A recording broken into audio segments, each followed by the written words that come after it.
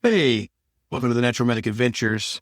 I've been looking for one for a while that might be a contender to take the Nitecore 10,000. That's been the king of the ultralight power banks for years, but this one is made out of carbon fibers from Flextail. It might just take the crown, and it might be a few bucks less than that. So let's take a look and see how it compares. I want to talk to you today about the Flextail Zero Power Bank. I've been searching for a good product that meets all my requirements for backpacking and travel, and I think this one might fit the bill. Let's look at the specs on the outside here. First off, this is very lightweight. It's made of carbon fiber. We'll take it out in a second and look at it, but according to the package here, it is 145 grams or 5.1 ounces. And just holding this in my hand, quite possibly the lightest 10,000 power bank I've ever held in my hand. Let's open it up and see what we got inside. Yeah, this is very small. Look how small it is. So it's all wrapped up. Free from its packaging. First off, I love the design on there. I don't know if you can see that very clear on camera, but it's kind of like a checkered type design on the top. Two ports there, one for charging, one for recharging the device, and a power button. All right, pretty simple ergonomics. Because it's carbon fiber, it is IPX4. It's resistant because of the durability of the case to drops and things like that. Makes it ideal for outdoor adventures, travel, etc. I'm assuming there's some kind of cord that comes with it. And here it is. So you can run this little cord through the corner here. It has a little spot for you to attach this on there.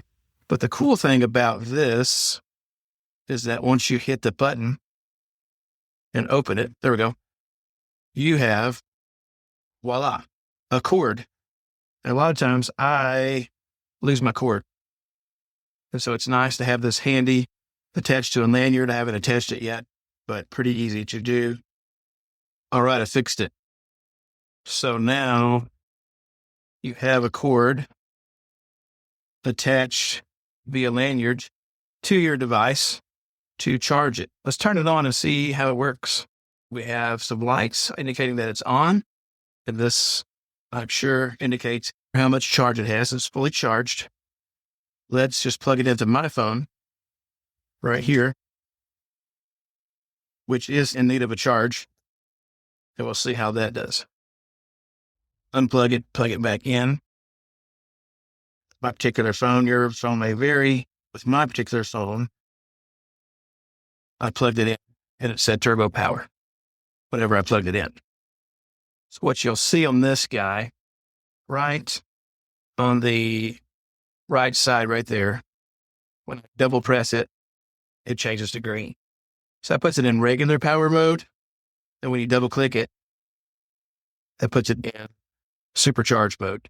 You get about 20% more power than you would under a normal circumstance. Now, I've not used this to charge my phone from nothing to full charge, so I can't tell you how long that takes. I can't tell you how many charges you can get out of this thing, but according to what it says on the site, it will deliver 22.5 watts, completely charge your devices, which outperforms many other devices out there. I already mentioned the carbon fiber durability. So that's going to not only provide drop protection, it's also going to make it where it's capable to be used at 10 degrees Celsius, which is below freezing. So it makes it an ideal charger for the cable that you need or the device that you need. And because of its small size, it is certified UN 38.3, which means it's airline approved. You can take it on an aircraft. But I tell you what I like about it. I do like that the cord is handily available. Basically just fold it in half, put it in here, and you have a cord that can charge your phone from the device port, which is the orange one. And then it can be recharged from the other port using the same cord.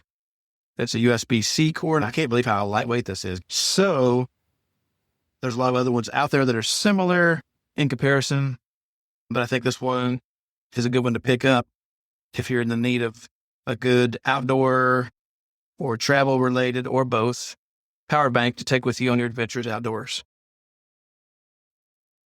So, of course, a couple of trade-offs. This is IPX4, which means it's splash resistant. You cannot immerse it in the water.